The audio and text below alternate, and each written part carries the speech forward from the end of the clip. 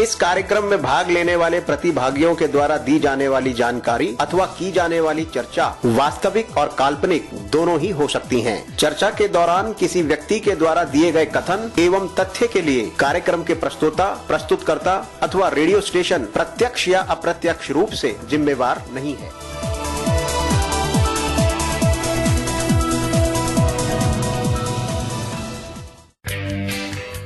अगर आपसे हमारे कोई भी इंटरेस्टिंग वीडियोस मिस हो गए हैं तो फिक्र की कोई बात नहीं। आपको जाना है अपने YouTube ऐप पर और सर्च बार में रेडियो उड़ान टाइप करके हमें सब्सक्राइब करना है हमारे और अधिक इंफोटेनमेंट से भरे वीडियोस के लिए, और सुनते रहना है ऐसे ही radio Udaan, a flight of life. Happy listening.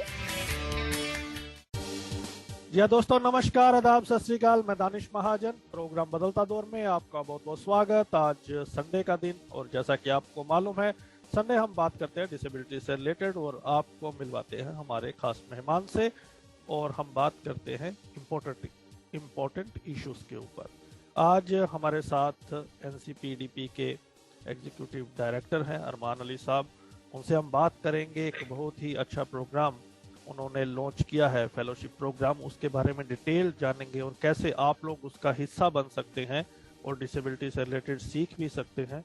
और साथ ही साथ एनसीपीडीपी के 25 साल पूरे हुए हैं, तो इस जर्नी को वो कैसे एनालाइज करते हैं, तो उसके बारे में भी बात करेंगे।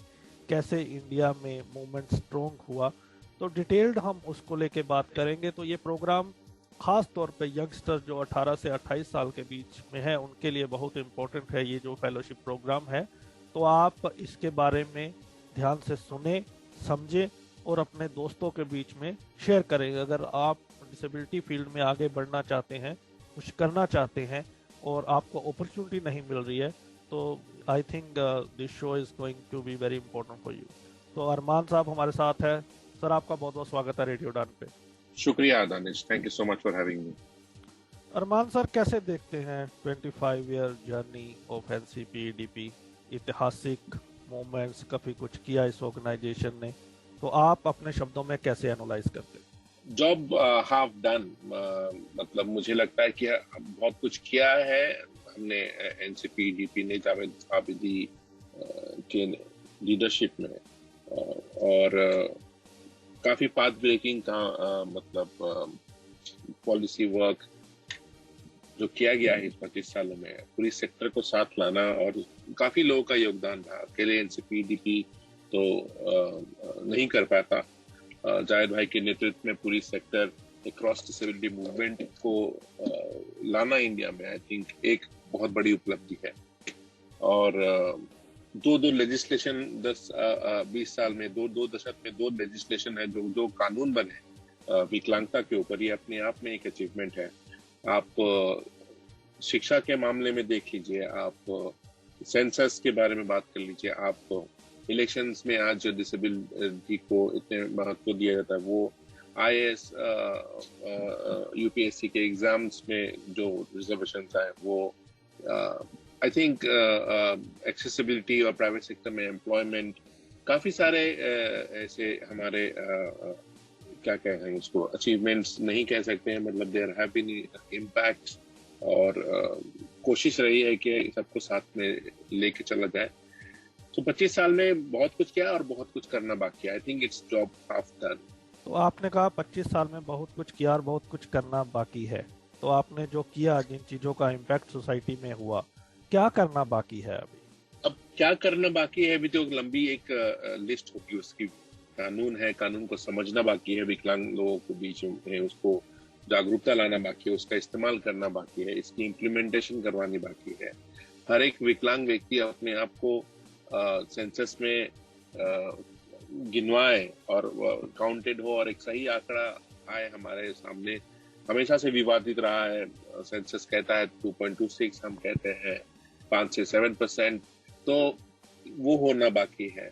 हमको शिक्षा में हमको बहुत आगे जाना है, और टेक्नोलॉजी को हमको बहुत कैसे हम टेक्नोलॉजी के थ्रू डिसेबिलिटी को एम्पावर कर पाए, डिसेबिलिटी को यूज, टेक्नोलॉजी को यूज करके कैसे डिसेबिलिटी और ज्यादा इंक्लूजन की तरफ बढ़ सके और पार्टिसिपेटरी हो सके।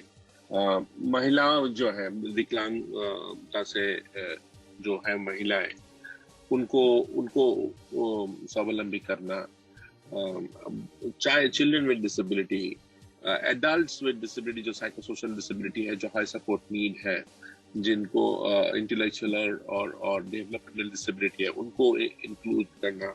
आई थिंक बहुत सारे विषय हैं जिसपे हमको एकत्र होकर सोच के एक स्ट्रेटेजी बना के आगे बढ़ना पड़ेगा अगले 25 साल के लिए। और मेरे ख्याल से ये जो कोविड महामारी जिसके बीच में हम अभी पैंडेमिक के बीच में हम हैं, ये हमारे ऊपर एक अलग तरीके का इम्पैक्ट कर रहा है और हम एक फेसलेस फ्यूचर को देख रहे हैं। कैसे हम इस बदलाव को अपने सेक्टर में लाएंगे, इस पर क्या असर पड़ेगा डिसेबिलिटी सेक्टर पे, डिसेबल्ड लोगों पर, ये सब सोच के हमको काफी सारे मुद्दों को एड्रेस करना पड़ेगा, मुझे लगता है। आपने बहुत इम्पोर्टेंट बातें की। 2-3 चीज़ों पर मैं आपकी तवज्जो चाहता हूँ। जब से आप डायरेक्टर बने उसके बाद काफ़ी चैलेंजिंग टाइम ये कोविड का, आप अपनी परफॉर्मेंस को कैसे क्रिटिकली एनालाइज करते हैं? और दूसरा सवाल, सेंसस की आपने बात की, बहुत इम्पोर्टेंट बात। अभी सेंसस होना था तो कोविड के कारण रुक गया और जल्द ही ये होगा, तो इसमें आप कैसे देखते हैं? आपने कहा कि लोगों को काउंट करवाना, तो उसके लिए क्या रोड मैप है? आई थिंक सेंसस के लिए बहुत ज्यादा जरूरी है जागरूकता क्रिएट करना विकलांग लोगों के बीच में, उनके फैमिलीज के बीच में, एक सोसाइटी इन जनरल, और सरकार को भी इसको महत्व देके जितने भी एनुमरेटर्स होंगे या जो भी मशीनरी होगा उसमें हम विकलांगता का जो डेटा है, जो भी उनके हम जो कैप्चर करेंगे, उसको महत्व देना बहुत जरूरी है। एक पॉलिटिकल विल की जरूरत पड़ेगी। तो मेरे ख्याल से सबसे ज्यादा जरूरी है विकलांग व्यक्ति खुद जागरूक हो, उनके परिवार जन जो है वो जागरूक हो कि बहुत जरूरी है कि आप इंक्लूडेड हो, आप काउंटेड हो इस सेंसस पे, क्योंकि जब तक आंकड़े नहीं आएंगे कितने विकलांग व्यक्ति इस देश में और किस प्रकार के विकलांगता है और उनकी जरूरतें क्या है, तो उनके लिए ना सुगम कोई इंफ्रास्ट्रक्चर बन पाएगा, ना टेक्नोलॉजी बन पाएगी, ना हेल्थ इंफ्रास्ट्रक्चर बन जा पाएगा।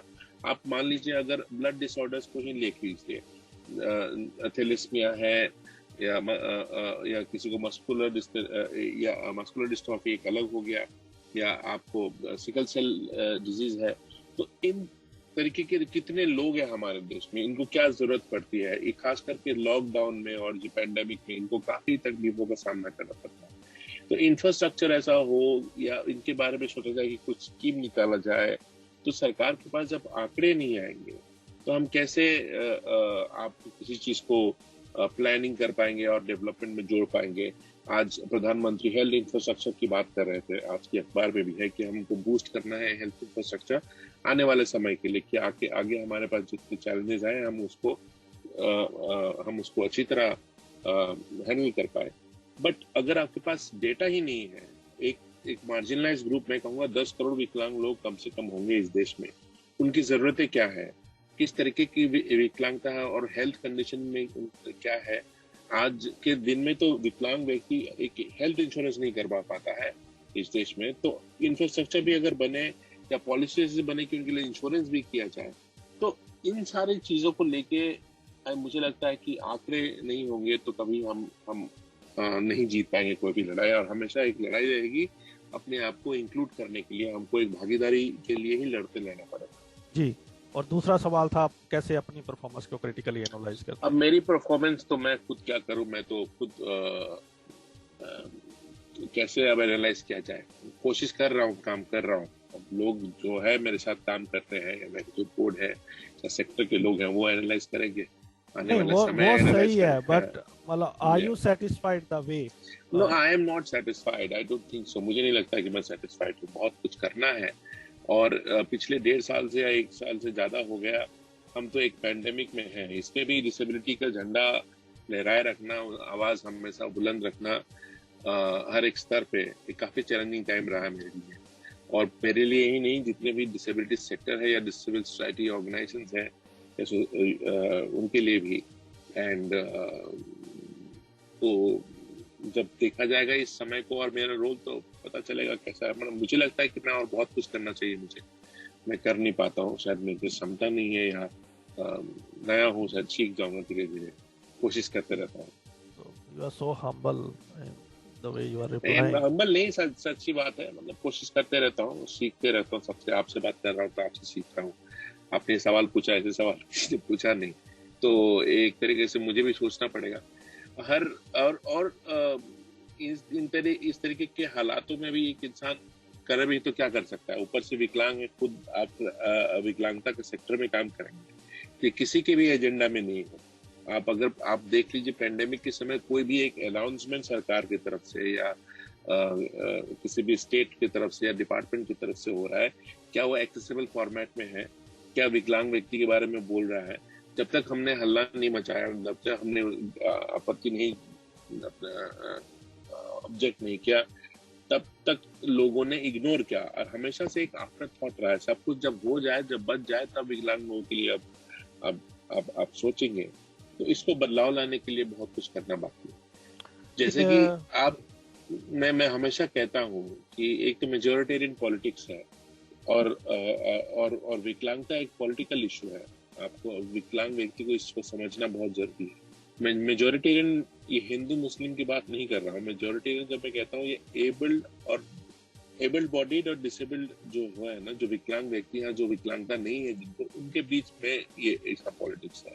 तो जो एबल्ड बॉडीड है वो जाते हैं, वोट देते हैं, धरना करते हैं, वो तो उनका जो वोटिंग है वो काउंट करता है। और जब वो वोट देके सरकार बनाते हैं तो उनकी ही डिमांड पूरी होती है, उनकी इकोनॉमिक रिहेबिलिटेशन, उनका जो भी डिमांड हो। और जो बच जाता है तो उसका वेलफेयर होता है। वेलफेयर में आपको क्या मिलेगा? मुफ्त क्या सब स्टैंडर्ड व्हील चेयर, जो कहीं नहीं चला पाएंगे क्योंकि उस तरीके की सुगम्य ना सड़कें हैं, ना फुटपाथ है, ना बिल्डिंग्स है, सोचा ही नहीं जाता क्योंकि आप मैटर नहीं करते।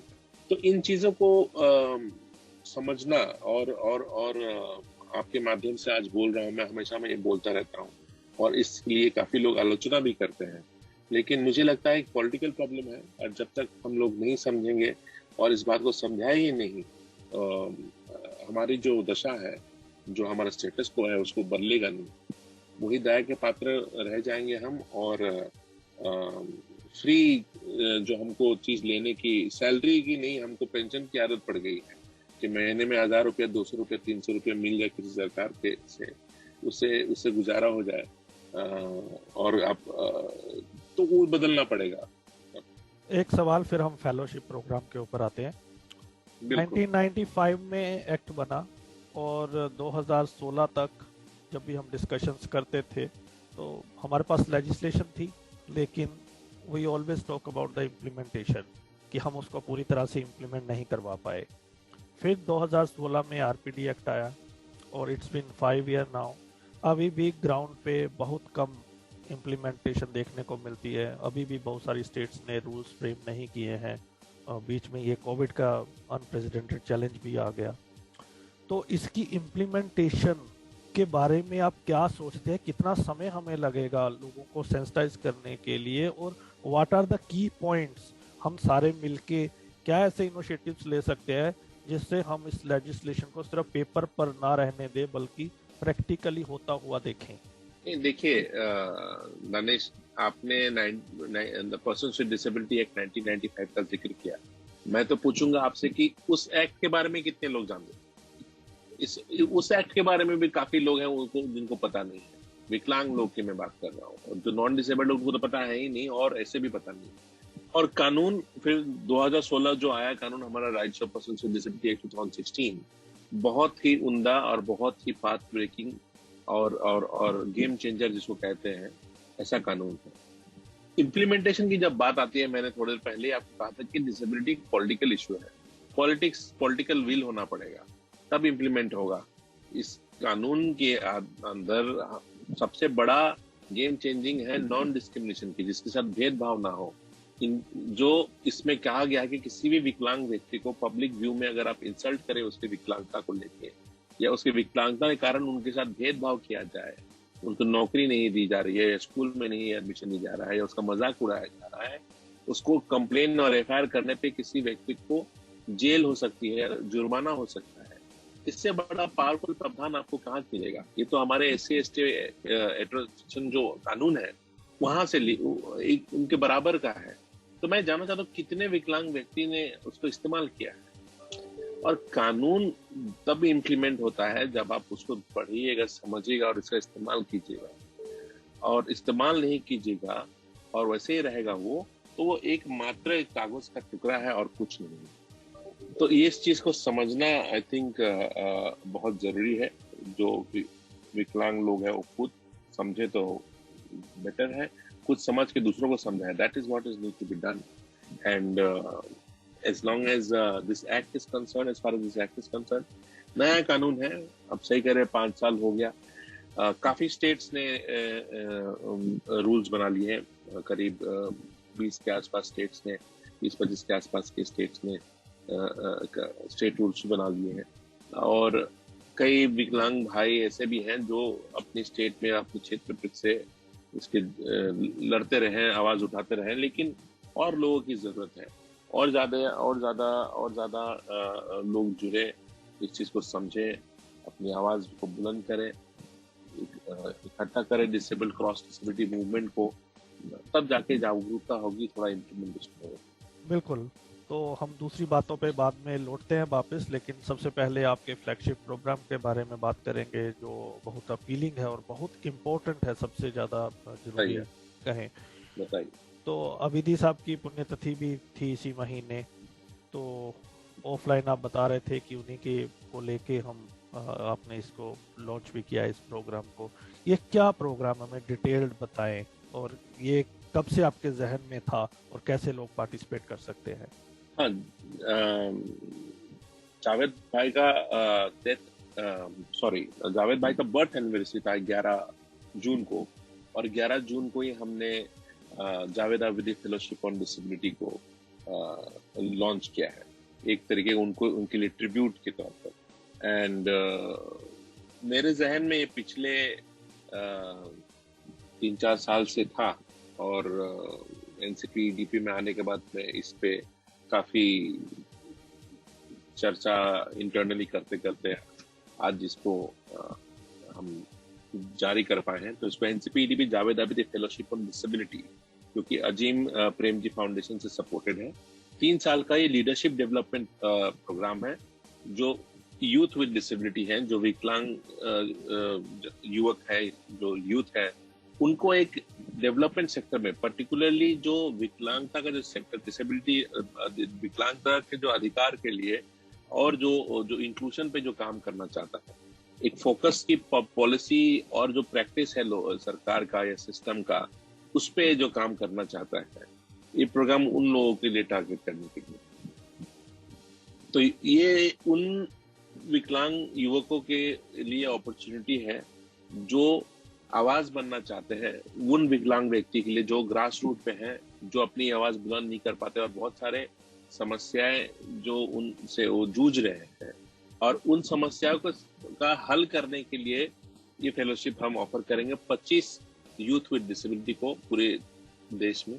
और कोई भी विषय हो, जैसे एक्सेसिबिलिटी एक इशू हो गया, अगर आप किसी छोटे डिस्ट्रिक्ट से आते हैं, उस डिस्ट्रिक्ट में आप एक्सेसिबिलिटी पे काम करना चाहते हैं, वहाँ की ग्राम पंचायत से मिलके, या आप किसी मेट्रो सिटीज में हैं और आप वहाँ के म्यूनिसिपलिटी से मिलके या कमिश्नर डिसेबिलिटी के साथ मिलके, या उनको करना, या कोई डेटा कलेक्ट करना चाहता है अपने क्षेत्र में, या कोई एक्सेस टू एजुकेशन के ऊपर काम करके इंक्लूसिव एजुकेशन पे मैं काम करूंगा, इसके कितने प्रॉब्लम्स हैं उनको मैं रिकॉर्ड करूंगा, इसको रिपोर्ट करूंगा, और कैसे इसको सॉल्यूशन किया जाए 3 साल के अंदर, उस पर अगर काम करेंगे।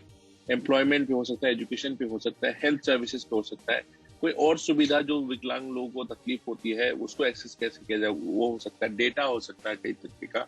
वुमेन विद डिसेबिलिटी को हम खास करके एनकरेज करेंगे स्कॉलरशिप को अप्लाई करने के लिए। तो इसके में हमारा मेंटर्स है, हम रहेंगे, हमारे मेंटर्स हैं जो इन फेलोज को सपोर्ट करेंगे, उनकी कैपेसिटी बिल्ड करेंगे, जो लीडर्स हैं इन सेक्टर में उनसे उनकी बात कराएंगे, और हमारा सपोर्ट NCPDP से रेगुलरली रहेगा। हर 3 महीने में इनको रिपोर्ट देना पड़ेगा, उस रिपोर्ट को हम बताएंगे कैसे करना है, उसको सपोर्ट देंगे।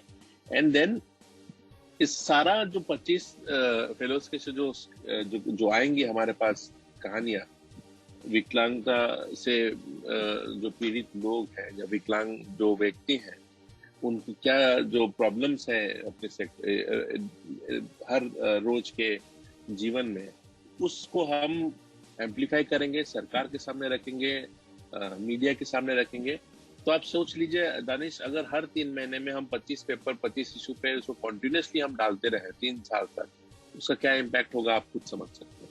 और जेन्युइन स्टोरीज होगी जो कि एक नहीं तो हमेशा क्या है ना, आप मेट्रोज में या छोटे छोटे जो सिटीज हैं वहां से आवाज आ रही है, पेपर में पढ़ लिया आपने, this will be on the ground, grass root के real stories by people with disability themselves will come.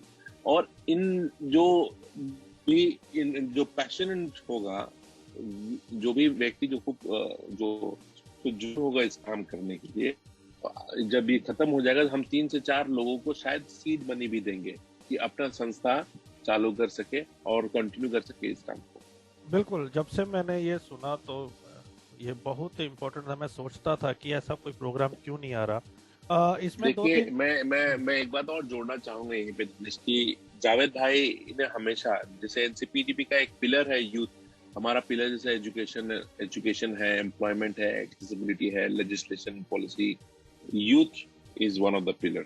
और जावेद भाई का बहुत ही एक फोकस था यूथ विद डिसेबिलिटी पे। डिसेबिलिटी ट्रेनिंग कराते रहते थे, मतलब यूथ को। मैं भी उसी तरह जुड़ा था उनके साथ जब उनका, तो I am a product of Javed भाई interest in youth with disability. हमेशा चाहते कि यूथ आगे बढ़ के आए और अपनी आवाज खुद उठाए। सो उसी लेगेसी को वो आगे बढ़ाने की कोशिश है एक। और आप सबसे गुजारिश है कि इसको ज्यादा से ज्यादा लोगों तक पहुंचाए कि हमें नॉमिनेशंस मिले और we are able to take this forward. Absolutely. तो इसमें 2-3 हमें चीजें बताएं। एक तो इसमें शायद आप मंथली उनको कुछ फेलोशिप भी दे रहे हैं ताकि ग्राउंड पे काम करने में उनको आसानी हो, नंबर 1। दूसरा, क्या इसमें कोई एजुकेशनल क्राइटेरिया है? और तीसरा सवाल मेरा ये है कि ये जो ट्रेनिंग होगी, मेंटरशिप प्रोग्राम होगा, विल इट बी ऑनलाइन और ऑफलाइन? इसमें एक बहुत बड़ी जरूरी सवाल पूछा आपने। स्टाइपेंड है अप टू 25,000 रुपया तक। जो हम कैंडिडेट जो होगा, फेलो होगा, वो किस क्षेत्र से आता है, उसकी क्या एक्सपेंडिचर्स है। अगर आप बम्बई से आ रहे हैं, बम्बई शहर में आपको शायद 25,000 की जरूरत पड़े या 20,000 की जरूरत पड़े, और अगर आप आ रहे हैं एक छोटी जगह से तो शायद आपको कम खर्चे होंगे कंपैरेटिवली। तो वो अगर कोई दूसरा काम कर रहा है या ऑलरेडी कोई लॉयर है या कहीं नौकरी कर रहा है या किसी संस्था में काम कर रहा है, तो फिर उनका अलग होगा। But up to 25,000 rupees we want to support every month हर एक फेलो को। दूसरा सवाल था कि इसमें क्वालिफिकेशन हमने 10+2 सेकेंडरी लेवल का रखा है। किसी भी माध्यम से पढ़े हो 10+2 या एंड अबव उसको रखा है। 18 साल से 28 की उम्र के हमने क्राइटेरिया रखा है। और तीसरा सवाल था, विल इट बी ऑफलाइन और ऑनलाइन? हाँ, ये हाइब्रिड मॉडल समझ लीजिए। जैसे कि हमने जब एनविसाज किया था इसको, तो ये था कि सारा ऑफलाइन होगा, लोग आएंगे, हम सबको लेके आएंगे दिल्ली, और दिल्ली रहेंगे, इनकी ट्रेनिंग होगी, फिर वो वापस चले जाएंगे, अपना काम करेंगे, और मेंटर्स के साथ on phone on email connect रहेंगे, और फिर हम 6 महीने बाद उनको बुलाएंगे। तो इसका मिक्स हाइब्रिड मॉडल करना पड़ेगा। कुछ आएंगे, कुछ ऑनलाइन रहेगा, ऐसा कुछ करना पड़ेगा इसको। तो एक बार लिसनर्स के साथ कॉन्टैक्ट डिटेल शेयर कर दीजिए, किस पे वो कॉन्टैक्ट करना चाहते हैं। तो लिसनर्स, सिंपली 3 साल का एक प्रोग्राम है। आप डिसेबिलिटी से रिलेटेड किसी फील्ड में रिसर्च करना चाहते हैं, काम करना चाहते हैं, तो आपको मेंटरशिप दी जाएगी। हर महीने आपको 25,000 रुपये तक स्टाइफन दिया जाएगा, और अकॉर्डिंग टू योर नीड्स ये एनालाइज करेगी एनसीपीडीपी की टीम, और आपको प्रॉपर ट्रेनिंग दी जाएगी। उसके बाद अगर आपका काम बहुत अच्छा रहता है 3-4 साल बाद, तो आपको एक अमाउंट दिया जाएगा। आप अपनी ऑर्गेनाइजेशन भी चला सकते हैं, जहाँ एनसीपीडीपी के साथ मिलकर भी काम कर सकते हैं। तो इन 3 सालों में आपको प्रॉपरली ग्रूम किया जाएगा। आप एडवोकेसी कैसे करनी है, आपको ग्राउंड लेवल पे कैसे काम करना है, तो आपको एक्ट के बारे में समझाया जाएगा। तो it is going to be a milestone. If you are passionate, if you are young, तो आई थिंक इससे बढ़िया अपॉर्चुनिटी आपको नहीं मिल सकती है। तो do come forward and spread this information among your own circle from any area, from any part of India. So I think ये आप बहुत बढ़िया काम करोगे। और ये जो हमारे योद्धा निकल के आएंगे 25, so they would have the power to change the attitude and they can come up with so many path breaking policies. So do support this cause, it's very important. Thank you Danish. 11 अगस्त 2021 हमारा deadline है इस application को। Application form download किया जा सकता है हमारे website से। वेबसाइट जो है ncpedp.org, दोबारा बोलता हूँ ncpedp.org, और हमारा ईमेल एड्रेस है ncpedp.fellowship FELLOWSHIP@gmail.com। आप ईमेल भी करके एप्लीकेशन फॉर्म मंगवा सकते हैं। सूचना इसकी हमारे वेबसाइट पे है। जितने भी आपके FAQ दिया हुआ है, एक फ्रीक्वेंटली आस्क्ड क्वेश्चन, कि आपके मन में कोई सवाल अगर है तो आप अगर पूछना तो जानना चाहें तो मेल कर सकते हैं। मैं इनकरेज करूंगा आप लोग, अगर किसी को ईमेल से मतलब चैलेंज है, उनके पास ये सुविधाएं नहीं है या इंटरनेट नहीं है और उनके सूचना पहुंची है, इस फॉर्म को डाउनलोड करके या हाथ से भर के भी भेज सकते हैं हमारे एड्रेस पे, जो एड्रेस भी आपको मिल जाएगा। मैं आप लोगों को एक फोन नंबर भी दे देता हूं मैं, जिससे आप फोन से जरूरी हो तभी ऐसे फोन करके दूसरी बात ना करें कि मुझे नौकरी चाहिए, क्या मिलेगा। वो अगर सीरियस है आप, अगर आप इंटरेस्टेड हैं इस फेलोशिप में और फेलोशिप के बारे में ही जानना चाहते हैं, तो हमारा एक मोबाइल नंबर है जो जिस पे आप फोन कर सकते हैं। नंबर हो गया 7303944839। एक बार रिपीट कर देता हूं मैं, एनसीपीडीपी का एक मोबाइल नंबर है, इस पे आप व्हाट्सएप भी कर सकते हैं। जो लोग बधिर हैं, जो बात नहीं कर पाते, वो व्हाट्सएप कर सकते हैं। तो नंबर हुआ 7303944839।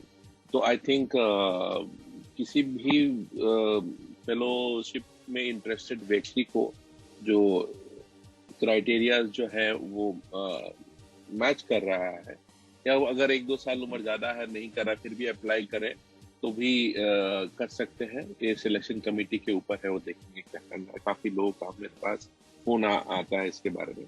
एग्जैक्टली तो मैं इसको स्प्रेड कर रहा था, यही मेरा अगला प्रश्न था। जिनके 10-15 दिन आगे पीछे हो गए हैं, या महीना तो नहीं, तो वो तो सिलेक्शन कमेटी का एक अपना डिस्क्रिप्शन है कि कोई व्यक्ति कितना पैशनेट है और कितना क्रिटिकल काम उसने पहले किया है और उसको आगे बढ़ाना कितना जरूरी है, उसके सपोर्ट पे देखा जाएगा। So is this fellowship for all the categories of persons with disability? All categories of disability. All categories of disability. Great. Arman sir, ये हमने बातें की और इससे समझ आ रहा है कि मैं सच में I am very excited for this program कि इससे बहुत एक रेवोल्यूशन आएगी। बट आप इससे क्या ऑब्जेक्टिव देखते हैं आपकी खुद से, जो आपने इस ये जो फेलोशिप है, आपके शब्दों में ये कैसे रेवोल्यूशनरी हो सकती है? आप क्या देखते हैं कि जो लोग आए वो क्या क्या कर सकते हैं? मैं तो कहता हूँ कि मैं इसके बारे में बात करूँ, मैं बहुत एक्साइटेड हूँ, और एनसीपीडीपी में मेरी सारी टीम और जितने भी मेरे ट्रस्टीज हैं, हम सब एक्साइटेड हैं। अजीम प्रेमजी फाउंडेशन के लोग एक्साइटेड हैं, क्योंकि भारत में इससे पहले ऐसा हुआ नहीं।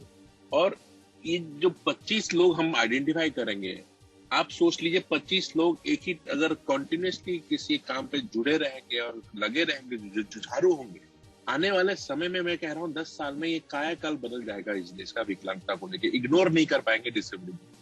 और एनसीपीडीपी का जितना भी जोड़ है कि इन जितने भी 25 फेलोज के होंगे, इनकी जो भी इनका काम होगा या रिसर्च होगा या इनका जिस इशू पे ये काम करेंगे, उसको हम एम्पलीफाई करें और ज्यादा से ज्यादा लोगों तक पहुंचाएंगे। उसको हाईलाइट करेंगे, इसको मेन स्ट्रीम मीडिया में लाएंगे, सरकार के पास ले जाएंगे, नीति आयोग के पास ले जाएंगे। अगर फेलोशिप में लोग ज्यादा फोकस्ड होंगे तब हो पाएगा ये। और मैं सोचता हूं कि ये एक शुरुआत है, और मुझे माने तो मैं 100 लोग चाहता था कि फेलोशिप दूं, में से एक वक्त पे 100 लोग रहे और 100 करके चलाया जाए, तब जाके आई थिंक मजा आएगा। आप सोचिए 100 लोगों का 100 फोटो अगर आ रहा है रोज, जरूरी एक्सेसिबिलिटी पर, कोई शिक्षा पर, कोई एम्प्लॉयमेंट पर, कोई रिसर्च कर रहा है कि डेटा कर रहा है, कोई सेंसस को टक्कर दे रहा है कि मैं अपने गांव में ही करके देख रहा हूँ सेंसस, एक साल में करके दिखाऊंगा कितना है और उसके बाद कंपेयर करूंगा सेंसस में कितना आएगा। मैं आइडियाज दे रहा हूँ आपको, तो बहुत कुछ हो सकता है और अपने क्षेत्र में एक लीडर बन सकते हैं ये लोग। और डिसेबिलिटी जो है ना कि लोग सहमे से छुपे हुए से रहते हैं और हमेशा एक किसी से कुछ ना कुछ सपोर्ट मांगते रहने से छोड़ के एक सपोर्ट देने के मतलब एक बेनिफिशियरी कहा जाता है। नंबर है एक विकलांगता हमारे देश में, आप समझ रहे हैं मैं क्या कह रहा हूँ? बिल्कुल, नंबर है कि कितने लोगों को हमने राशन पहुंचा दिया, एक नंबर है यहाँ।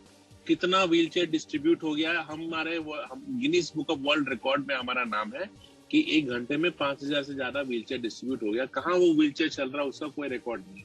तो ये नंबर गेम नहीं है, हमको बेनिफिशियरी नहीं बन के लीडर बनना पड़ेगा, लीडरशिप में आना पड़ेगा, सवाल पूछने पड़ेंगे। और वो सवाल पूछते हैं कि ये कहाँ है चलाए व्हीलचेयर, ये खराब हो तो कहाँ बनेगी व्हीलचेयर। ये की फीचर आपने रखा है, इस चीज को समझते, क्योंकि जो बंदा फेलोशिप करेगा उसके भी कुछ खर्चे होंगे। तो ये जो आपने मोमेंट जोड़ा, जब हम राइट बेस्ड की अप्रोच करते हैं, इट इज नॉट कि you are giving a pension to anybody, but no if one has to work on ground level, तो ही और she will have some expenses. मैं दानिश भाई, हमने काफी रिसर्च करके इस अमाउंट पे लाए आए हैं। और कोई भी 18 से 25-28 साल की उम्र तक में जो पहला जॉब करता है उसको इतना सैलरी नहीं मिलता है, किसी भी सेक्टर में काम करे। हाँ, कोई डॉक्टरी पढ़ के आ गया तो उसकी बात और है, और बट खर्चे के लिए। और यही नहीं कह रहा हूँ कि आप में अगर आप कहीं और काम कर रहे हैं किसी संस्था में, और आप या आप कहीं पढ़ाई कर रहे हैं, पीएचडी कर रहे हैं, या आप ग्रेजुएशन कर रहे हैं, तो इस साइड में आप फेलोशिप भी कर सकते हैं। एग्जैक्टली, आपका कोई और एम्प्लॉयमेंट है तो इसे ऑफ कोर्स, मतलब ये ऐसा है कि आप में कोई रोक टोक नहीं होगा। एग्जैक्टली। आज दानिश, सबसे ज्यादा प्रॉब्लम, अगर किसी चीज का आपको शौक है, अगर मुझे विकलांगता सेक्टर में मुझे काम करने का शौक है, मैं बोलता हूँ मुझे 100 करोड़ रुपए चाहिए, कहाँ से आएगा मेरे पास 100 करोड़? तो मेरे लिए वो रोक है, मेरे लिए वो बाधा है। हम फेलोज के लिए वो बाधा नहीं ला रहे कि ये सोचे ना कि खर्चे कहाँ से होंगे, मैं जाऊंगा कैसे, तो मैं करूंगा कैसे, कौन क्या बोलेगा लोग घर में। तो आई थिंक काफी एम्पावरिंग है, इट्स काफी फोर्टकमिंग है। एंड एक वेबिनार भी हम करेंगे दानिश भाई, मैं आपको बताऊंगा जब होगा, कि एक वेबिनार होगा जिससे जो लोग इंटरेस्टेड है ज्वाइन करेंगे। We will share more information की कैसे फॉर्म भरा जाए, क्या इन्फॉर्मेशन है, लोगों के सवाल जवाब भी हम लेंगे।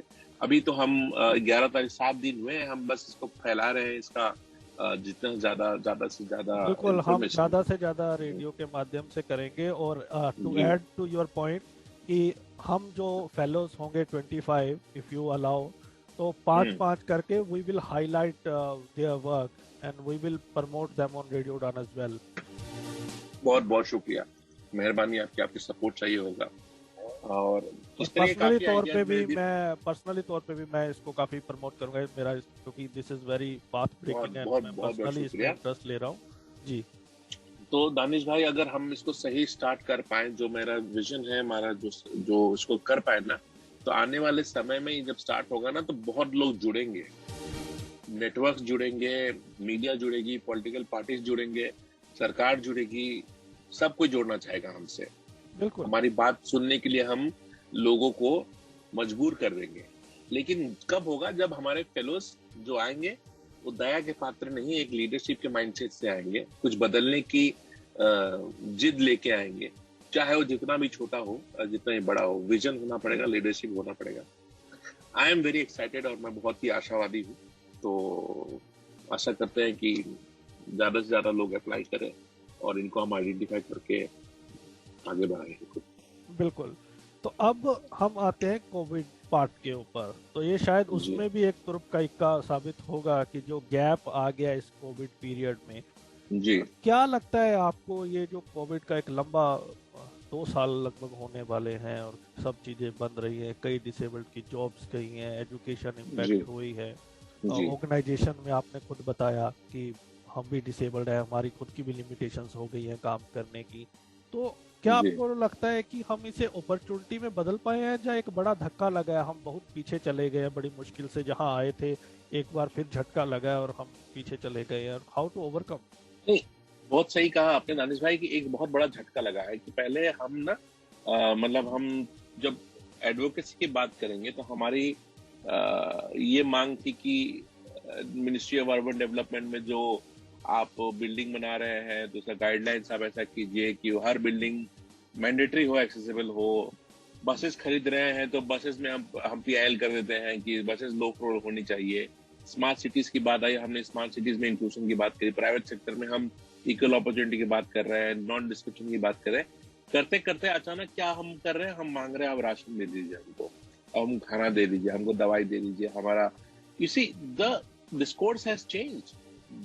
2 दशक पीछे चला गया है दिस सेक्टर, और पूरी दुनिया में, हम भारत वर्ष की ही बात नहीं कर रहा हूँ, पूरी दुनिया में, क्योंकि प्रायोरिटी पहले से भी था नहीं, एजेंडा में है नहीं डिसेबिलिटी। सब कुछ होने के बाद ही डिसेबिलिटी को जोड़ा जाता है कि चलो अब डिसेबल का भी कर देते हैं जब हमारा हो गया तो पैंडेमिक में और ये फेलोशिप इस चीज को डॉक्यूमेंट करे कि इससे बदतर नहीं हो सकता है, इससे बुरा और क्या होगा। मतलब कि लोगों की जॉब जो कर रहे थे, जो एक तरीके से इंडिपेंडेंट थे, उनका भी जॉब जा रहा है, लोगों की लाइफ्स जा रही है, आपको इंश्योरेंस नहीं है। ये जो डॉक्यूमेंट होगा, और ये हम डॉक्यूमेंट करने के लिए, एक रिकॉर्ड करने के लिए एक बहुत बड़ा अपॉर्चुनिटी है। तब ये आवाज उठाया जाएगा सही जगह पे, हम फिर बराबर का अधिकार मांगेंगे, हम कम नहीं किसी से मांगेंगे, मतलब एक बराबर हिस्सा हमको मिलना चाहिए। जब बिल्ड बैक बेटर की बात की जाए, उसमें विकलांग लोग भी भागीदार होंगे, बराबर के हिस्सेदार होंगे। तो the discourse has completely changed from equal opportunity, equal participation और rights based approach में जब हम नीति आयोग में बैठ के हम डिमांड करते थे या पीएमओ को चिट्ठी भेजते थे, अब हम पेंशन मांग रहे हैं खुद। अब हम खुद कह रहे हैं कि एक्स ग्राशिया 5,000 रुपया हर विकलांग व्यक्ति को दी जाए इसके लिए। हालांकि मिल रहा है 300 रुपया, लेकिन वो भी कितने लोग मिल रहे उसके भी डेटा नहीं है, डेटा की डिमांड कर रहे हैं। तो आई थिंक ये चीज समझने की जरूरत है। फेलोशिप को एक आप पैशनेट की तरह देखा जाए, ये 25,000 या 20,000 या 18,000 महीने के मिलेंगे उसको ना देखा जाए। वो तो एक जरिया है, एक माध्यम है कि आप अपना काम कर पाए। तो दोबारा फेलोशिप के बारे में इसलिए जोड़ा हूं कि जरूरी है, क्योंकि अगर आप में वो लीडरशिप है और आप चाहते हैं कि आप काम करें और विकलांग लोगों की आवाज उठाएं, उनकी जो कहानियां हैं, उनकी जो नैरेटिव्स हैं, जो उनकी परेशानियां हैं, उसके बारे में लोग अवगत हों और उनके लिए कुछ किया जाए। तो I think this is the most critical time to work. What would you suggest to listeners in these difficult times?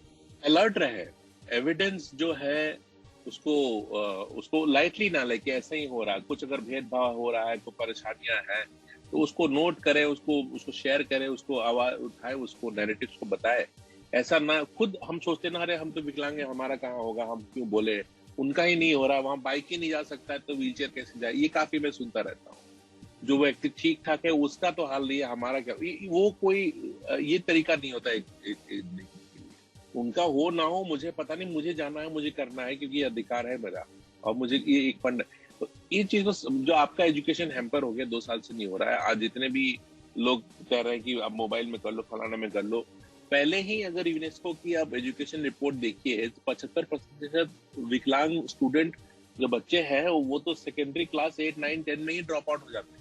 और ऊपर से अब लॉकडाउन होने के बाद और पैंडेमिक होने के बाद स्कूल वगैरह जो भी जा रहे थे वो बंद होने के बाद अब और क्या होगा। और एक जनरेशन जब आएगी, जब उसको ये कहाँ नौकरी मिलेगा इनको, जब एजुकेशन नहीं होगा, कोई ट्रेनिंग नहीं होगी, और इनकी लाइफ की क्वालिटी क्या है। अगर कोई केयर गिवर सपोर्ट नहीं है, दवाई का सपोर्ट नहीं है, कहीं एक थेरेपी का सपोर्ट नहीं है, कोई और वैक्सीनेशन का भी अब प्रायोरिटी में आप नहीं है, तो कहाँ हैं आप, वेयर आर यू। कितना आपको राशन, कितने चावल मिलेगा, दाल मिलेगा, उससे क्या होगा। और आपकी जो भी आप काम कर रहे थे, अगर आपकी नौकरी चली गई तो आपके परिवार में जो आपको सम्मान मिलता था वो मिल रहा है क्या, वो आप कहाँ से लाएंगे दोबारा, जो इतना मेहनत करके लाए थे। तो काफी नैरेटिव्स है, काफी पॉइंट्स है जो सोचना पड़ेगा क्रिटिकली दानिश भाई, और आगे बढ़ के आना पड़ेगा आपको, अपनी आवाज को, अपनी कहानी को सुनना पड़ेगा। कोई आप देखिए किसी हेडलाइन में आता है, कौन से अखबार में आ रहा है। Exactly. Your comment on guidelines for the development of e-content for children with disability. Very early days to comment on Danish. Very progressive, काफी कुछ है उसमें, बट इम्प्लीमेंटेशन ही एक चैलेंज है, पता नहीं कैसे करेंगे। सेक्टर में भी अभी एनसीपीडीपी खुद एक वाइट पेपर तैयार कर रहा है एजुकेशन के ऊपर। कल ही हमारी मीटिंग हुई है 20 एक्सपर्ट्स के साथ, तो we are looking at it very closely. जल्दी ही हम इशू करेंगे हमारा फीडबैक और हमारा क्या उस पर रिस्पॉन्स है। एक्सेसिबिलिटी पे काफी इनिशिएटिव लिए जाते हैं, जो आपने कहा कि पहले आपने बात उठाई कि क्या चीजें एक्सेसिबल है।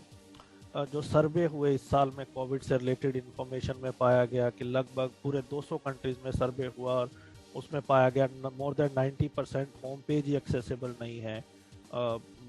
जो इंफॉर्मेशन थी विद रिगार्ड टू कोविड जिसके पढ़ के हम लोग अपना बचाव कर सकते थे वो एक्सेसिबल 90% से ज़्यादा नहीं है, कई जगह तो 96% नहीं है। और तो आप तो पॉलिसी मेकर हैं, you keep on researching things, आपकी टीम रिसर्च करती है, क्यों हम मॉनिटरिंग नहीं कर पाते in spite of having laws circulars? क्या रीजन है कि monitoring is very poor? Monitoring कौन करेगा? Chief commissioner for persons with disability है ही नहीं, अपॉइंटमेंट उनका। डिपार्टमेंट जो है वो पता नहीं अपनी वेबसाइट पे गाइडलाइंस लगा के अगर सो जाए कि हमने तो गाइडलाइंस लगा दी, आप कर नहीं रहे तो हम क्या कर रहे हैं, तो that is not the way. जो स्टेट कमिश्नर्स डिसेबिलिटी है, जब पैंडेमिक चला, जब एनडीएमए लागू किया गया, जो state disaster management got activated, उनसे क्या लाइजनिंग की आपने कि विकलांग, अरे कानून क्या कहता है कि हर डिस्ट्रिक्ट वाइज आप डेटा निकाल के रखिए विकलांग लोग कितने हैं, कि डिजास्टर रिस्पॉन्स जब हो तो हमको पता हो कहाँ कहाँ क्या जाना है। तो एक मैकेनिज्म जो है, एक पूरा मैकेनिज्म जो है, मशीनरी जो है हमारे देश में, विकलांगता को एक सोशल वेलफेयर के नजरिए से देखता है, एक चैरिटी की नजर से देखता है कि चलिए ठीक है इनका हो जाए तो हम अपना कर लेंगे। तो दैट हैज टू चेंज। तो मैंने आपको बार बार मैं कहता हूँ कि पॉलिटिकल इशू है और पॉलिटिकल विल नहीं है इसको लेके, तब जाके लोग प्रायोरिटीज नहीं है ना। आपको समझना पड़ेगा इसको एक लार्जर विजन के लिए। एक वेबसाइट एक्सेसिबल करने की बात, आप कोविन एक्सेसिबल नहीं है, आप आगे की क्षेत्र एक्सेसिबल नहीं था, सो आप बताइए कैप्चा रहता है, अगर ब्लाइंड लोग हैं उनके लिए कैप्चा प्रॉब्लम है, मोबाइल बैंकिंग में प्रॉब्लम है, ATMs are not accessible, buses आप नहीं एक्सेसिबल है, आपको नौकरी दी जा रही है या स्कूल में एडमिशन दी जा रही है तो आना जाना कैसे करेंगे आप, और वहां पहुंच गए तो जो आपके कैरिकुलम है वो एक्सेसिबल है कि नहीं, आपके लिए बनाया गया नहीं, एडेप्टिव है कि नहीं। तो बहुत सारे चीज हैं जो समझना पड़ेगा आपको। मॉनिटरिंग के लिए एक एनसीपीडीपी आप कितना मॉनिटरिंग करेंगे? आप, मेरे ऑफिस में 6 लोग काम करते हैं, आप मानेंगे इस बात को? जो टीम है, बाकी तो सपोर्ट स्टाफ छोड़ दीजिए, अकाउंट्स छोड़ दीजिए, आप टोटल हम लोग 12 लोग हैं, जिसमें छुपाने की बात नहीं। तो हमारे कितनी रिसोर्सेज हैं और हम क्या तो आप सोच सकते हैं हम कैंडल की तरह जल रहे हैं दोनों तरफ से। आज हम आपसे जो भी करके ला रहे हैं या बोल रहे हैं, जो मुद्दा ला रहे हैं, it takes a lot of effort, lot of effort, absolutely yes, there is no doubt about. और इसके बीच में भी 25 साल हो गए तो थोड़ा मैं भी रिफ्लेक्ट करता हूँ, सोचता हूँ कि इसके बीच में भी हमको आलोचना का सामना करना पड़ता है, लोग 10 चीज बोलते हैं, सुनना पड़ता है। Are you afraid of criticism? Not at all. Constructive criticism अगर होता है तो अच्छा लगता है ना। अगर रिटोरिक्स पे चले जाएंगे आप कि तो फिर बहुत बुरा लगता है वो, मतलब when you are constructive, when you are positive in criticism. तो अगर ये बुरा है, वेबसाइट एक्सेसिबल नहीं है, और आप ये भी बता सकते हैं कि मैं इसको एक्सेसिबल कर सकता हूँ, तो अच्छा लगता है। अगर आपके पास सोल्यूशन भी नहीं है, सरकार के पास भी नहीं है, आप बस क्रिटिसाइज ही करते रहेंगे, तो फिर बेकार है। Can you name a single person in the entire world who did not face criticism? Why to worry? It is a human tendency. If you will work, you will face criticism. I'm not absolutely not worried about it. मैं तो अच्छा लगता है कि criticise आप सुनते हैं। मैंने क्या किया, सुनना पड़ता है। अफसोस ये होता है कि क्रिटिसिज्म जहाँ होना चाहिए, जहाँ जिस लेवल पे होना चाहिए उस लेवल पे नहीं हो रहा है। आप क्रिटिक करेंगे तो आप आगे की सोचेंगे या पिछले 15 साल पुरानी बात करेंगे आप, कि आप बोलेंगे कि हमको पैसा दे दीजिए, हमको ये सब नहीं चाहिए फेलोशिप, हमको महीने का 2000 भेज दीजिए बस, तो आपको कैसा लगेगा फिर?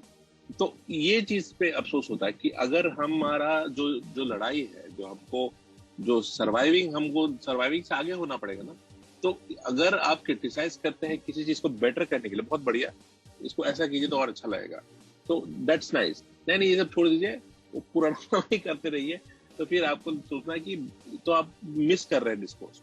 जैसे वर्क फ्रॉम होम, हाँ बोलिए, आप कंप्लीट करिए। नहीं देखिए, मैं सेक्टर की बात नहीं कर रहा हूँ, मैं एक पूरा सिस्टम को, इकोसिस्टम को ले। एक सेक्टर में तो मैं कहता हूँ कैपेसिटी नहीं है, लोग समझते नहीं है राइट्स बेस्ड अप्रोच को, काफी उसमें ही, अब जैसे 95 एक्ट था उसके बारे में लोग अवगत नहीं है, 2016 के बारे में अवगत नहीं है।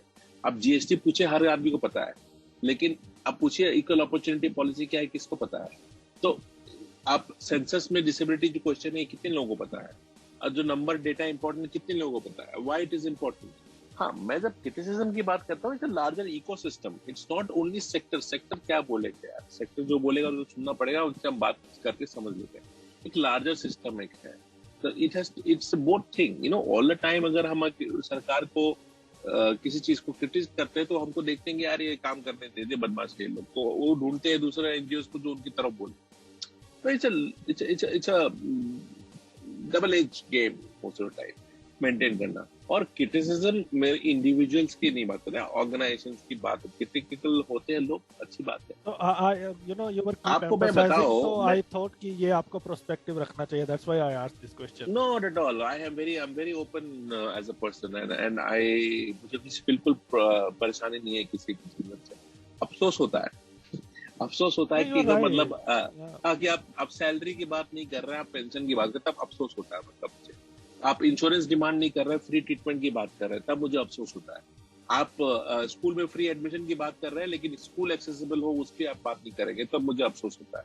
तो ये जो मतलब भागीदारी की जो इक्वल पार्टिसिपेशन एक बहुत डिग्निटी एक बहुत जरूरी चीज है मेरे लिए।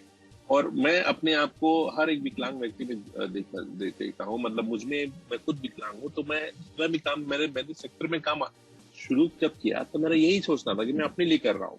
मुझे प्रॉब्लम आती है, आज मैं इतना बोल पाता हूँ, इतना कर पाता हूँ, फिर भी मुझे रोज परेशानी होती है। हर रोज कुछ ना कुछ प्रॉब्लम फेस ही करता हूँ, किसी न किसी पे डिपेंडेंट हूँ, क्योंकि इंफ्रास्ट्रक्चर ही ऐसा है, मेरा खुद का घर ऐसा है कि कोई एक आदमी सहारा देता तब मैं निकल पाता हूँ, तब मैं गाड़ी में बैठ पाता हूँ, तब मैं चलता हूँ। फिर ड्राइवर नहीं होता, गाड़ी नहीं, तो कौन अब पॉसिबल है क्या कि मैं निकलूं घर से व्हील चेयर पे, बस स्टॉप पे वेट करूं, बस पे चढ़ जाऊं, पहुंच जाऊं ऑफिस? तो देयर आर मेनी इश्यूज। तो how I will be looking at the whole thing in a different ball game. Sector में एक डिबेट चल रही है कि पॉलिटिकल रिप्रेजेंटेशन होनी चाहिए, और बिल्कुल होनी पर्टिकुलरली राज्यसभा में 2 सीटें मनोनीत बिल्कुल, की जानी चाहिए। बिल्कुल, डू यू थिंक दैट बिल्कुल। Can be a game changer? Because why I am Oh, asking is a lot of people says कि there we had example in past कि हमारे लोग बड़ी बड़ी जगहों पे असीम थे, but they did not perform up to the satisfaction. Can you give guarantee? नहीं, गारंटी की बात नहीं। आप समझना पड़ेगा, अगर आप राज्यसभा में प्रेसिडेंट नॉमिनेटेड मेंबर हैं तो आप इसलिए मेंबर है क्योंकि आपका एक सब्जेक्ट मैटर एक्सपर्टीज है आप, और आप एक पर्टिकुलर कम्युनिटी को रिप्रेजेंट कर रहे हैं। जैसे एंग्लो इंडियंस को रिप्रेजेंट करने के लिए भी राज्यसभा में मेंबर्स हैं, क्योंकि स्मॉल कम्युनिटी है तो कहते हैं कुछ चाहिए। स्पोर्ट्स को रिप्रेजेंट करने के लिए लोग आते रहते हैं, आर्ट एंड कल्चर को रिप्रेजेंट करने के लिए आते रहते हैं। ये अलग बात है, लोग आते हैं, कुछ करते नहीं, चले जाते हैं। लेकिन अगर कोई जाता है सेक्टर से तो वो छोड़े जाके वहां पे मतलब बिना कुछ किए हुए रह जाएगा। आई don't think this times have gone. Criticism होगा, जाएगा तो एक ही बार जाएगा, दूसरी बार नहीं जाएगा फिर। या तो you have rightly put forward this.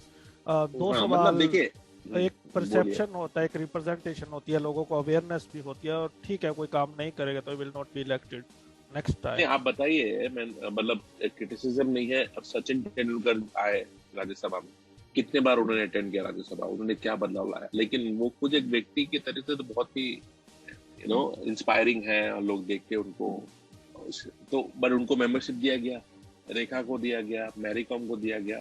अब मैरी कॉम प्रैक्टिस करे या राज्यसभा में जाए, अभी भी तो लोग ओलंपिक खेलेंगी वो। तो अलग अलग आप, और फिर ऐसे भी लोग हैं जैसे कि छोटे ट्राइबल कम्युनिटी से आते हैं, प्रोफेसर्स रहे हैं, वीसी रहे हैं, उनको मेंबरशिप दिया गया है, वो जाके एक अलग लेवल पे काम कर सकते हैं। It doesn't really mean that you are participating in debates, it means how you are influencing policies at that level. आपकी कितनी पहुंच है, आप कितने लोगों को इन्फ्लुएंस कर रहे हैं, वो बहुत कुछ है जो समझना पड़ेगा। Okay, so last 2 questions, I have taken enough of your time.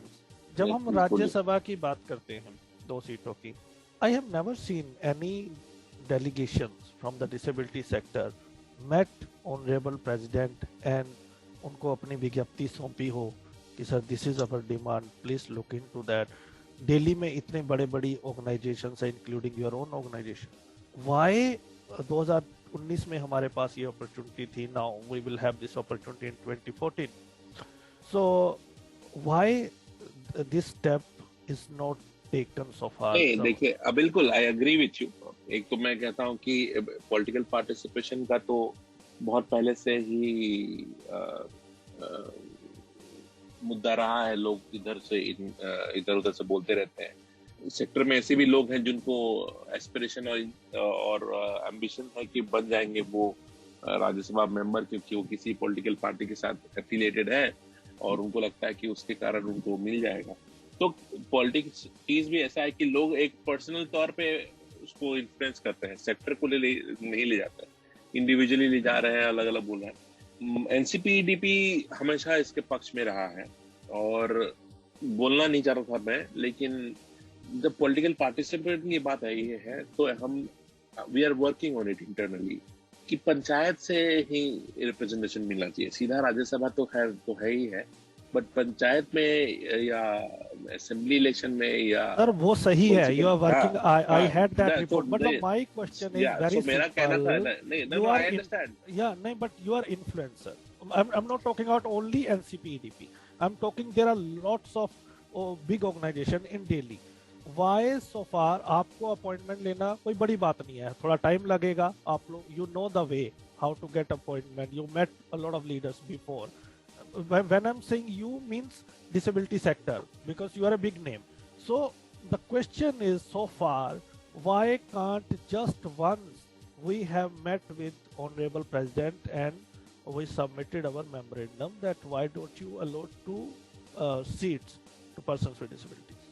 बिल्कुल सही कहा आपने। और आप ये इंटरव्यू जितने लोग सुनेंगे ना, सुनने के बाद मैं इस बात से मैं मानता हूँ कि काफी लोग फिर भेजेंगे रिप्रेजेंटेशन। तो इट्स वन ऑफ क्या कहते हैं गेम स्टार्टर है आपका ये इंटरव्यू। बहुत सही बात आपने कही। मैंने खुद पहल नहीं की क्योंकि मैं कंपैरेटिवली 2018 अक्टूबर में आया हूँ एनसीपीडीपी और पिछले 1.5 साल से तो पेंडेमिक से ही जूझ रहा हूँ। तो बहुत कुछ करना है, जैसे मैंने कहा कि आने वाले 25 साल में तो political participation and representation is one of the thing that I want to work on very closely and I want to make it impossible for people to ignore disability. That's what I want to do. Great, you are vocal about and you accepted. Hopefully, जैसे आपने कहा कि बहुत सारे लोग कोशिश करेंगे कि उनसे मिला जाए, अपनी रिप्रेजेंटेशन दी जाए। Last question, again, you have spoken 2-3 times in this particular interview about health insurance. Now the point is, sometimes some companies are giving insurance, some are not. कोई क्राइटेरिया नहीं है, बाय लक आपको मिल जाता है, आपको नहीं मिलता है। एक कंपनी आपको देती है, आपको नहीं देती है। हमारे पास आरपीडी में एक्ट 25 है which talks about health, cases भी लगे हुए हैं और ये बहुत इम्पोर्टेंट है डिसेबिलिटी सेक्टर के लिए। उसके बावजूद भी ये नहीं हो पा रहा है, and it is on the priority list.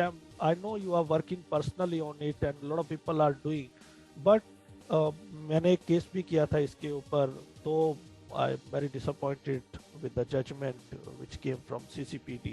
उन्होंने खुद वो inclusivity की बात करते हैं और उन्होंने उसमें लिखा कि एक अलग से पॉलिसी आनी चाहिए पर्सन्स विद डिसेबिलिटीज के लिए। तो इसके ऊपर हमें थोड़ा सा अपडेट करें, एनलाइटन करें कि इसको हम कैसे कर सकते हैं कि डिसेबल्ड को इंश्योरेंस लेने में प्रॉब्लम ना हो। How long we have to fight and on which front we need to fight. मेरा खुद का इंश्योरेंस 4 बार डिनाई किया गया है। अभी 2-3 महीने पहले भी एक बार मैंने दोबारा ट्राई किया। तो मुझे सेरेब्रल पॉलिसी है, तो सेरेब्रल पॉलिसी देखते ही लोग कैंसिल कर देते हैं आपको।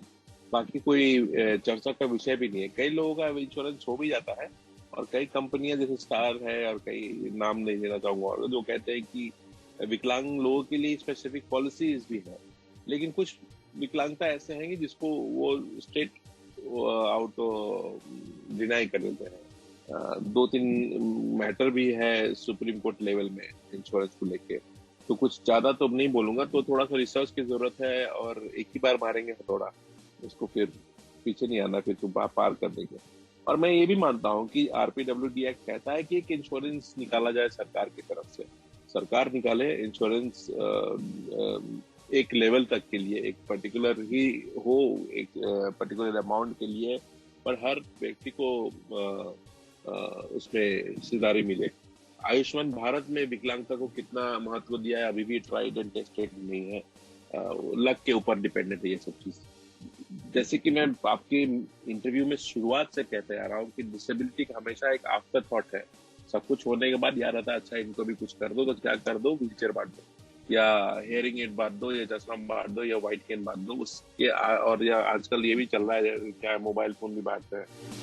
तो उस मानसिकता से बाहर आने की जरूरत है, सवाल पूछने की जरूरत है, हमको अपनी जरूरतें क्या है उसको समझने की जरूरत है खुद, और उसको फिर आगे बढ़ाना, उसको आर्टिकुलेट करके एक्सप्रेस करना, ये सारा चीज बहुत जरूरी है। जैसे कि सेंसस एक तरीका है कि how you get counted, how you ensure कि आप गिने गए हो, आपका आंकड़ा आए उस डेटा में।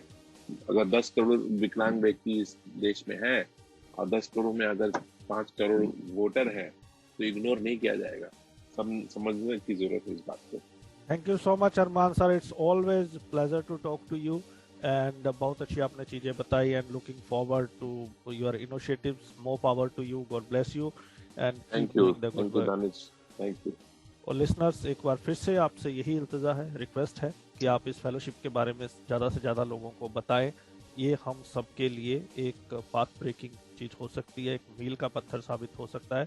जो लोग पैशनेट हैं तो वो आगे आए, और कोई भी मदद हो आप हमसे भी कांटेक्ट कर सकते हैं। और इस इंटरव्यू में आपको telephone number, email ID, website सब बताया गया है, तो इसको करें। Once again thank you so much. इसी तरह सुनते रहिए रेडियो उड़ान और अपना प्यार देते रहिए। अगले सप्ताह फिर मिलूंगा किसी और पर्सनालिटी के साथ, तब तक दीजिए इजाजत। गुड नाइट, शब खैर। नमस्कार दोस्तों, जैसा कि आप सभी जानते हैं कि कोरोना महामारी से बचने के लिए हमें अपने ऑक्सीजन लेवल पर नियंत्रण पाना बहुत जरूरी है। इसीलिए सक्षम आप सभी के लिए लेकर आ रहा है टॉकिंग ऑक्सीमीटर, जिसको कि हम कल यानी कि 10 जुलाई 2020 को अपने पोर्टल saktek.in, जो कि SAKTEK.in है, वहां पर लॉन्च करने वाले हैं। इस डिवाइस से आप अपना ऑक्सीजन लेवल मेजर कर सकते हैं, और इस मेजरमेंट के लिए आपको बहुत ज्यादा कुछ करने की जरूरत नहीं है। एक बहुत छोटा सा डिवाइस है जिसको आपको अपनी फिंगर से टच कराना है, और आपका जो भी ऑक्सीजन लेवल होगा वो आपको रीड करके बता देगा, और आप पता लगा सकते हैं कि आपकी बॉडी में ऑक्सीजन का लेवल क्या है। और इस डिवाइस को आप हमसे 3000 रुपए में खरीद सकते हैं। बट खुशखबरी ये है कि पहले 10 ऑर्डर्स पर हम 200 रुपए की छूट दे रहे हैं, और पहले 10 ऑर्डर्स 2800 रुपीज में आप लेकर जा सकते हैं। सो जल्दी से जल्दी, कल जैसे ही लॉन्च होता है, फटाफट से अपना फोन उठाइए और लैपटॉप उठाइए और ऑर्डर कर दीजिए और ले आइए ऑक्सीमीटर अपने घर। धन्यवाद। पहले मैं बहुत परेशान था, स्टाइलिश खो गया है, क्या करूं, व्हाइट केन चाहिए, अब किसको कहूं कि दिल्ली से लेके आए। बट थैंक्स टू सक्षम, अब सक्षम ने लॉन्च किया है ब्लाइंड पर्सन्स के लिए ऑनलाइन शॉपिंग पोर्टल। आप हर कोई वो प्रोडक्ट जो ब्लाइंड के लिए है एक क्लिक में मंगवा सकते हैं। आज ही लॉग इन करें www.saktek.in SAKTEK या कॉल करें 011-4241-1015। आप ईमेल कर सकते हैं info@saktek.in।